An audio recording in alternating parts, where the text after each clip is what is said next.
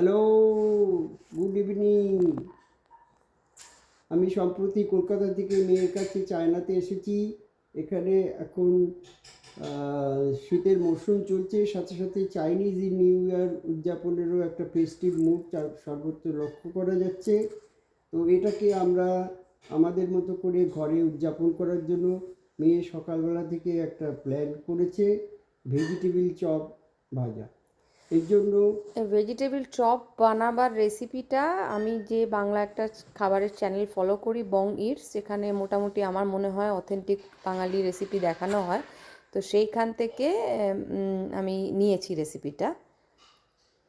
এবং এই জন্য আমরা সকালবেলা থেকে প্রস্তুতি হিসাবে অনেকটা কাজ এগিয়ে রেখেছি। গাজর আর বিটকে গ্রেট করে রেখেছি, আলু সিদ্ধ করে রেখেছি এবং বাদাম ভেজে রেখেছি, নারকেল কুচিয়ে রেখেছি। এরপর আমরা বিকেলবেলায় চা খাওয়ার পর এই কাজে লেগে পড়লাম। প্রথমে গ্রেট করা বিট, গাজর,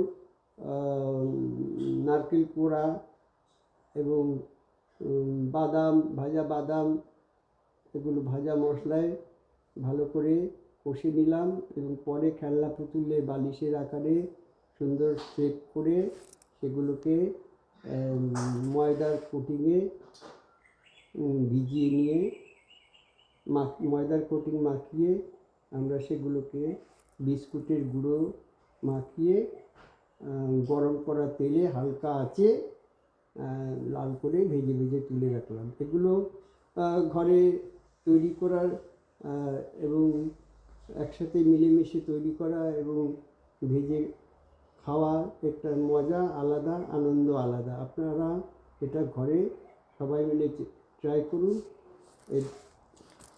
আর এইটা এখন আমরা স্যালাড বানানো হয়ে গেছে, আর ফ্রুট জুসও রেডি আছে, আমাদের ডাইনিং টেবিল রেডি হয়ে গেলে এগুলো নিয়ে এখন আমরা যাচ্ছি, রাতের ডিনার হবে এর সাথে। তো আপনারাও ট্রাই করে দেখতে পারেন এইভাবে। Happy Chinese new year. Bye bye. Bye bye.